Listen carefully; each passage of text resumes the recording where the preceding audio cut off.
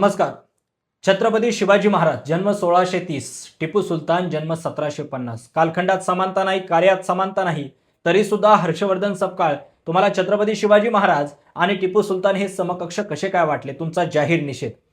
तुमचाच कशामुळं? राहुल सोलापूरकरांनी छत्रपती शिवाजी महाराजांना लुटारू म्हटलं, त्याचाही जाहीर निषेध.